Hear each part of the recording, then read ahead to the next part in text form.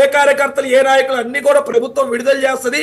Enquiry నడుస్తా ఉంది, నడుస్తా ఉంది. కొంచెం ఓపిక పడితే సింపతి స్టార్ మొత్తాన్ని లైన్ లో నుంచోబెట్టిస్తారు. అవసరం లేదు. చెప్తున్నా వర్మ గారు. బాబు పాలూరు జాయిన్ అయ్యారు. బాబు గుడ్ ఈవినింగ్. ఏంటి ప్రతిపక్ష నాయకులు ప్రజల్లోకి వెళ్ళి సమస్యల మీద పోరాడకూడదా, లేకపోతే వాళ్ళ సభలు పెట్టకూడదా, వాళ్ళ పరామర్శలు చేయకూడదా, సరైన బందోబస్తు కూటమి ఇవ్వలేని పరిస్థితిలో ఉందా మాజీ సీఎం స్థాయికి అని చెప్పేది అన్నది వాళ్ళు ప్రశ్నిస్తున్నది. సార్ మీరు సోషల్ మీడియాలో ఫాలో అవుతూ ఉంటారు, నాకు తెలిసి డిబేట్లో కూడా మేము చెప్తా ఉంటాం. జగన్మోహన్ రెడ్డి గారు తాడేపల్లి ప్యాలెస్కో లేకపోతే బెంగళూరు ప్యాలెస్కో పరిమితం అయిపోతున్నారు, జనాల్లోకి రావట్లేదు. ప్రతిపక్ష నేతగా ఆయన జనాల్లో తిరగాలని చెప్పి కోరుకుంటున్న వ్యక్తులు మేము.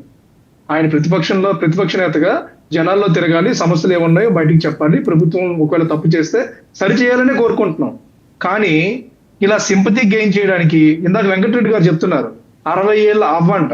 ఈయనకేదో 15 ఏళ్ళు కుర్రోళ్ళలాగా 60 ఏళ్ళ అవ్వ ఎలా అవుతుందో నాకు అర్థం కావట్లేదు. 60 ఏళ్ళ అవ్వ ప్లకార్డ్ పట్టుకోవడానికి కష్టంగా ఉంటుందట, కానీ రాళ్ళు విసరడానికి మాత్రం ఆవిడికి శక్తి వస్తుంది. అది ఎలా మరి అది ఏంటో అర్థం కావట్లేదు. అలాగే రాళ్ళు విసిరిన వాళ్ళు లేడీస్ అయితే మరి మహిళలకి ఎందుకు దెబ్బలు తగిలాయి, పోలీసులకి ఎందుకు దెబ్బలు తగిలాయి? అంటే పోలీసులు మహిళలు ఒకరికొకరు రాళ్ళు విసురుకున్నారా? అక్కడ వీడియోస్ లో చాలా క్లియర్ గా కనిపిస్తుంది. వైసీపీ జెండా ఒక చేత పట్టుకొని ఒక చేతితో రాళ్ళు విసురుతున్నారు. చాలా వీడియోస్ బయటకు వచ్చాయి.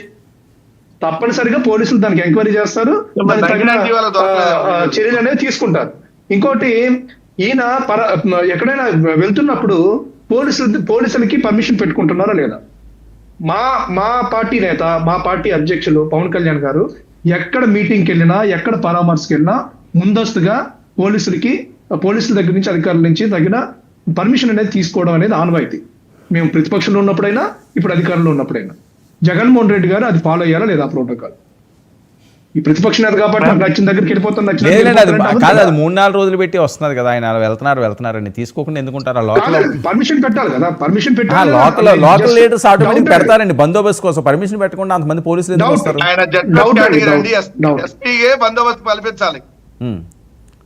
ఓకే సరే సరే మాట్లాడు. నేను చెప్పాను కదా వెంకటరెడ్డి గారు, నేను చెప్పాను కదా మాట్లాడారు. మీ నేతకు లేదులేండి. ఇప్పుడు ఇక్కడ సమస్య ఏంటంటే మీకు తెలుగు తెలియదు. జెడ్ ప్లస్ లేదండి, జెడ్ ప్లస్ ఏం లేదు నాకు తెలిసినంత వరకు. జెడ్ ప్లస్ కేటగిరీ లేదు. కేవలం ప్రతిపక్ష హోదా కూడా లేని ఒక సాధారణ కడప పులివెందుల ఎమ్మెల్యే. సరే సరే ఓకే లేండి, మళ్ళీ పర్సనల్ గా వెళ్ళకండి. సరే సరే, స్టేట్ గవర్నమెంట్ కాదు. కాదండి బాబు, Z plus category Jaganmohan Reddy గారు ముఖ్యమంత్రిగా ఉన్నప్పుడు ఆయన జెడ్ ప్లస్ ఇచ్చారు. అది ముఖ్యమంత్రి అయినా మాజీ ముఖ్యమంత్రి అయినా ఆ కేటగిరీ. సరే సరే, ఇప్పుడు అదే ఇప్పుడు అది టాపిక్ కాదు. బాబు బాబు బాబు రెస్పాండ్. సరే బాబు రెస్పాండ్. ఇప్పుడు ఎందుకండి ఇప్పుడు దానికోసం డిస్కషన్. జగన్మోహన్ రెడ్డి గారు ఏ ఇష్యూ మీద వెళ్ళారో ఆ ఇష్యూ మీద మాట్లాడటానికి వెళ్ళారు. అక్కడ గత 5 ఏళ్ళు ఈయన ముఖ్యమంత్రిగా చేశారా లేకపోతే ఏం చేశారో తెలియదు, కానీ అక్కడ ఎంత ఇన్పుట్స్ తీసుకుంటున్నారంటే, అంటే వాళ్ళు అన్ని ఇన్పుట్స్ ఇస్తే గానీ ఆయన ప్రెస్ మీట్ ఇవ్వలేకపోతున్నారు. పొగాకు ఎప్పుడు పడుతుంది, ఎప్పుడు కొనుగోలు చేయాలి, ఎంత కిలో, ఎంత గత సంవత్సరం ఎంత ఉంది, ఈ సంవత్సరం ఎంత అమ్మి పెట్టాలి, అంటే మినిమం ప్రైస్ ఎంత ఉండాలి అనేది ఇన్పుట్స్ పక్క నుంచి ఎవరో ఇస్తే గానీ తెలుసుకోలేని పరిస్థితిలో ముఖ్యమంత్రి గారు ఉన్నారు. ఒకసారి అది ఆలోచించండి. ఇంకోటి, సింపతి ఎందుకు, మా వాళ్ళు మేమే ఎందుకు దాడి చేసుకుంటాం అంటున్నారు. ఇందాక మా రాకేష్ గారు చెప్పారు కోడికత్ ఇష్యూ ఒకసారి మనం మాట్లాడుకుంటే, అభిమాని కదా, జగన్ గారు అభిమాని కదా దాడి చేసింది. జగన్ గారు ముఖ్యమంత్రి కావాలని చెప్పి సింపతి వస్తుందనే ఒకే ఒక ఆశతో నేను దాడి చేశాను అని చెప్పి వాళ్ళు చెప్పారు. ఇప్పుడు వైసీపీ నేతలు వాళ్ళకెవరికి దెబ్బలు తగలేదండి. వైసీపీ కార్యకర్తలకు కానీ నాయకులు కానీ ఎవరికి దెబ్బలు తగలేదు. అక్కడికి వచ్చిన మహిళలకి అలాగే పోలీసులకు మాత్రం దెబ్బలు తగిలాయి. అక్కడ మహిళలు ఎందుకు వచ్చారు? 60 ఏళ్ళ అవ్వ ఎందుకు వచ్చింది? 60 ఏళ్ళ అవ్వ అయితే ఏంటి, 6 ఏళ్ళ అమ్మాయి అయితే ఏంటి? అక్కడ ఆడవాళ్ళ మనోభావాలు దెబ్బతినే విధంగా మీ సాక్షి పేపర్లో, సాక్షి న్యూస్ లో వచ్చింది.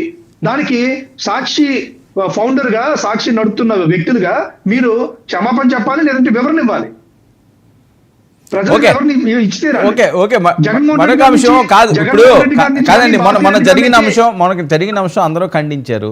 కొమ్మినేని గారిని అరెస్ట్ చేశారు. కృష్ణరాజు గారు ఎక్కడ ఉన్నారా అన్నది ఆయన మీద వినండి ఆయన మీద జగన్మోహన్ రెడ్డి గారు ఖండించారా? ఒక్క నిమిషం ఉండండి. ఆయన ఎంక్వైరీ చేశారు. ఇప్పుడు సాక్షి మీడియా A3 కింద పెట్టారు. సరే అయిపోయింది, అది ఇంకా ఉందా, ఇంకా వాటి మీద దాడులు చేస్తున్నారట అన్న చెప్పింది దానివల్ల ఏంటి కలిసి వస్తుంది? ఇంకా దాడులు ఏంటి? ఇంకా ఏం చేయాలి? సార్ ఆడపిల్లల మనోభావాలు దెబ్బతినే విధంగా ఒక ఇంటెన్షనల్ గా ఒక ప్రోగ్రామ్ నడిపి ఆడవాళ్ళని అలాగే ఒక ఒక ఒక ఒక సెక్టర్ ఆఫ్ పీపుల్ ని వాళ్ళు టార్గెట్ చేయడానికి చూస్తున్నప్పుడు తప్పనిసరిగా చట్టం తన పనులు చేస్తుంది.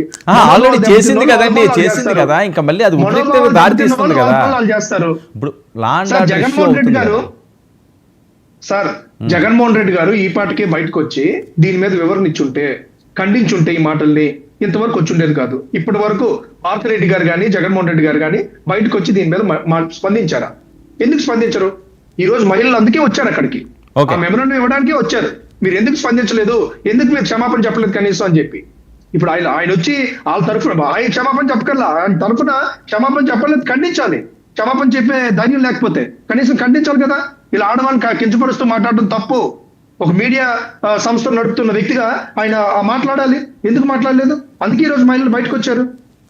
వెంకటరెడ్డి గారు యాక్సెప్ట్ చేయాలి.